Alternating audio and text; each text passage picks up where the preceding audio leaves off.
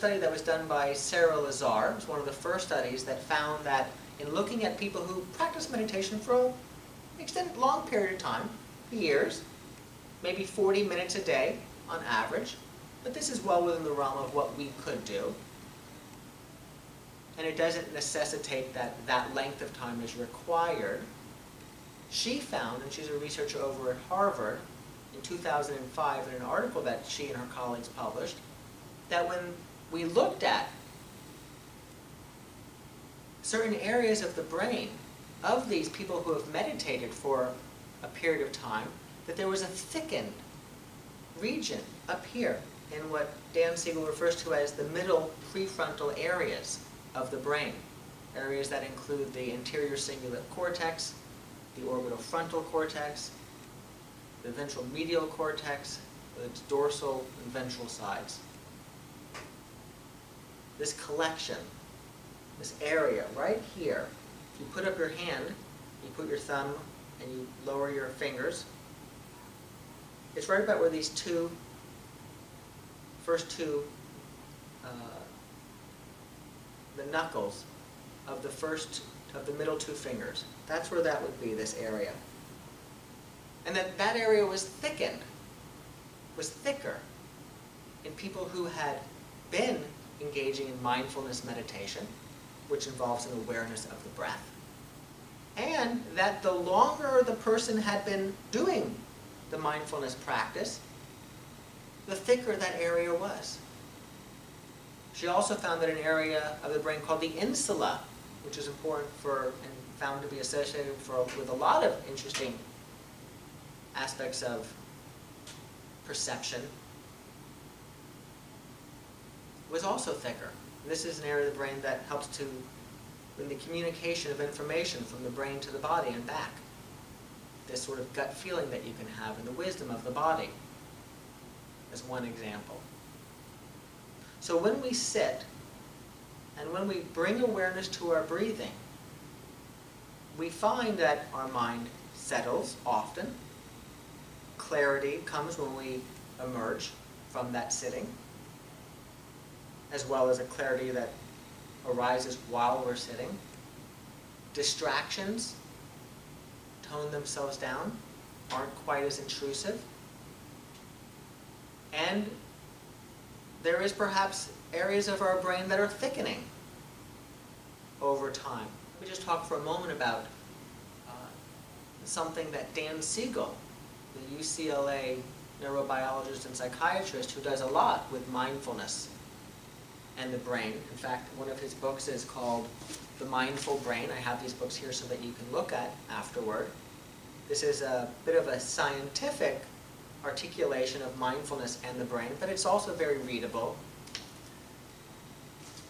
Dan Siegel finds that the practice of mindfulness meditation is associated with the following traits. And as law students and lawyers-to-be, I think you'll find that these are particularly relevant to us.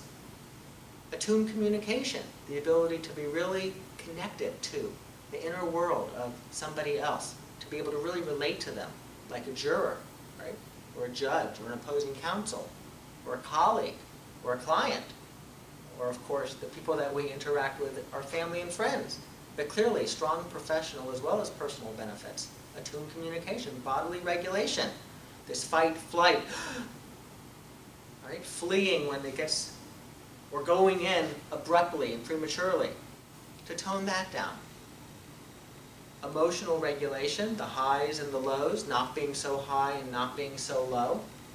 Response, flexibility, the ability to be caught with an impulse to want to do something, but to be able to reflect, a very important trait for lawyers, right? A very important trait for all of us in a civilized society.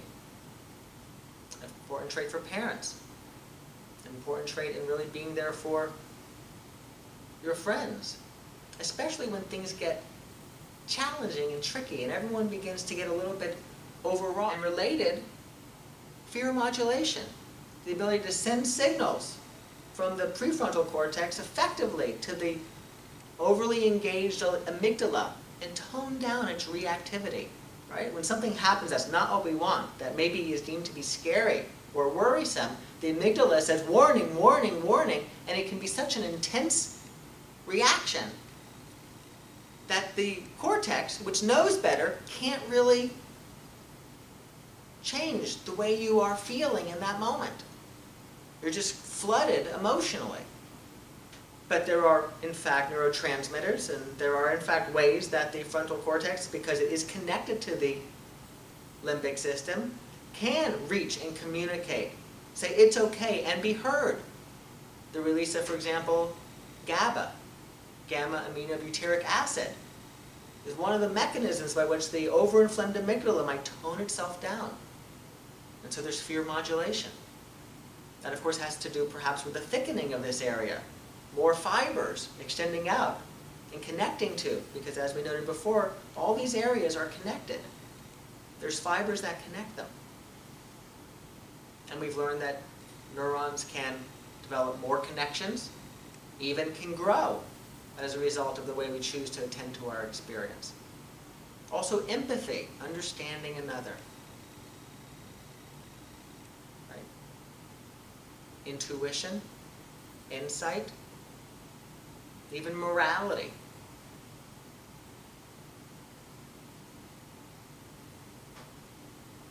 And so, as we sit, why do we sit? It isn't just so that we might feel better in that moment. It's so that we actually can learn a different way of being. Right? We are human beings, after all.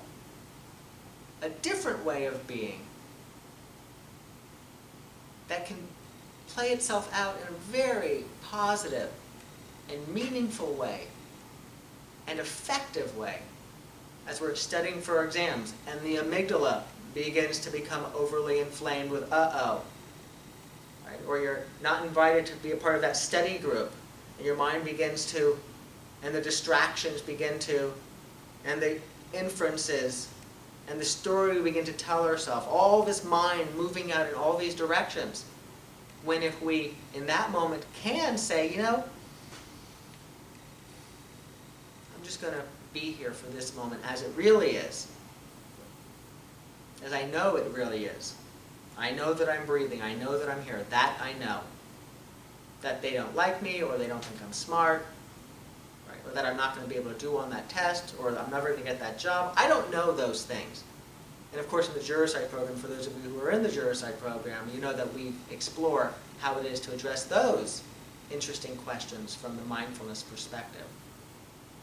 And so we sit so that we can practice this way, so that we can strengthen this brain, and also we sit so that when we find ourselves in those challenging situations, we know what to do because we've been doing it.